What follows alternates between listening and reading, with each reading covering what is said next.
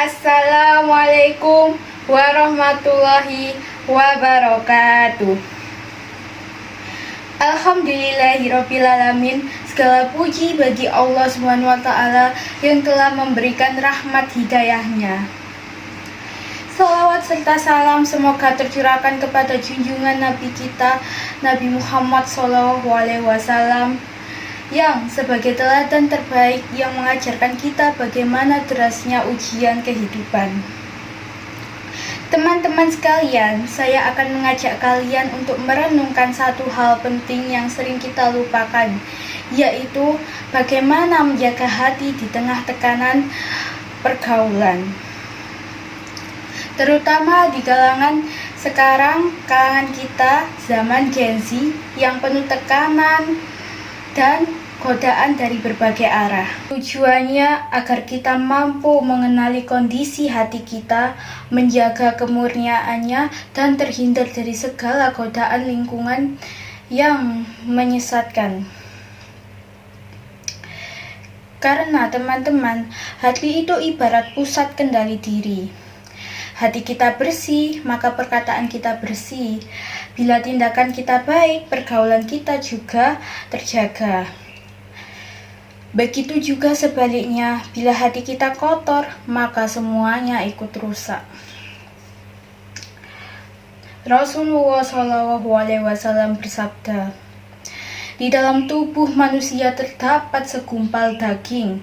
Jika ia berbuat baik, maka baiklah seluruh tubuhnya. Jika ia berbuat rusak, maka rusaklah seluruh tubuhnya." Itulah hati. Kita semua, remaja, pelajar, hingga generasi muda saat ini yang hidup penuh tekanan pergaulan. Baik itu tekanan ikut-ikutan, tekanan pembuktian diri, tekanan agar terlihat keren di mata orang lain. Termasuk saya sendiri yang menyampaikan. Oleh karena itu, marilah kita berjuang mulai dari sekarang untuk menjaga hati kita. Menjaga hati dimulai dari memperbaiki keimanan. Jika iman kita kuat, maka kita tidak mudah tergoyah oleh hal-hal negatif.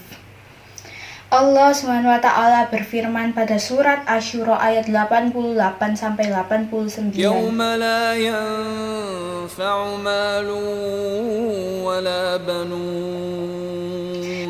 illa man atallaha biqalbin salim.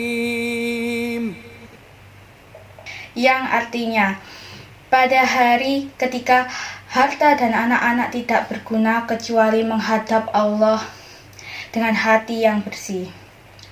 Hati yang bersih berarti tidak iri, tidak sombong, tidak memaksakan diri agar terlihat hebat di mata orang lain.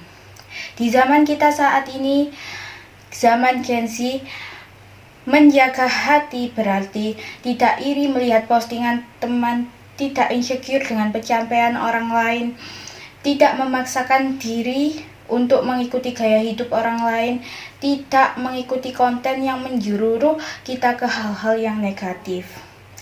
Istilah lain seluruhnya yaitu FOMO. Iman membuat diri kita tenang, meskipun kita lingkungan kita yang mendorong kita ke arah hal-hal yang negatif. Syariat mengajarkan kita agar membatasi langkah-langkah yang menjatuhkan kita dari maksiat. Allah SWT berfirman, "Janganlah kamu mendekati langkah-langkah setan." Langkah-langkah setan itu tidak langsung masuk maksiat. Ia bermulai dari pergaulan bebas, obrolan yang tidak beradab, tontonan yang merusak pikiran, hingga pertemanan yang menjauhkan kita dari Allah. Maka dari itu, menjaga hati menurut syariat Islam yaitu memilih pergaulan yang baik, menjaga pandangan maupun lisan, hingga memilih lingkungan juga yang baik. Oleh karena itu, syariat itu bukan menekankan kepribadian kita, tetapi mencegah diri kita dari kerusakan. Hati yang bersih akan memunculkan akhlak yang baik. Akhlak itu bisa terlihat dari cara kita berbicara, berteman, hingga menahan emosi dan menghargai diri kita sendiri. Menjaga hati dalam akhlak berarti tidak mudah emosi, tidak toksik dalam pergaulan, tidak menyebarkan keburukan, dan tidak mengikuti tren yang merusak moral. Rasulullah SAW adalah teladan akhlak yang tertinggi, dan beliau yang mengajarkan kita bahwa hati yang bersih memunculkan perilaku yang baik dan menyenangkan. Menjaga hati tentunya tidak akan bisa kita lakukan sendirian. Tentunya pasti akan ada support dari lingkungan yang baik. Rasulullah bersabda, teman yang baik seperti penjual minyak wangi, teman yang buruk seperti pandai besi.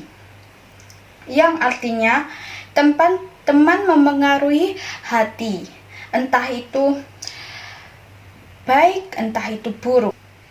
Teman-temanku yang dirahmati Allah, sesungguhnya dalam menjaga hati tidaklah mudah, tetapi bukan hal yang negatif juga. Hati akan tetap kuat bila kita dekat dengan Allah, dekat dengan lingkungan yang positif, dekat dengan kebaikan itu sendiri. Allah berfirman dalam surat Ar-Ra'd ayat 28, sesungguhnya dengan mengingat Allah, hati menjadi lebih tenang. Semoga Allah menjaga hati kita, membersihkannya, dan menghindari hati kita dari hal-hal yang negatif, baik itu merusak diri kita dan masa depan kita. Sekian dari saya, bersama saya, Sally Aprianita. Saya pamit undur diri. Wassalamualaikum warahmatullahi wabarakatuh.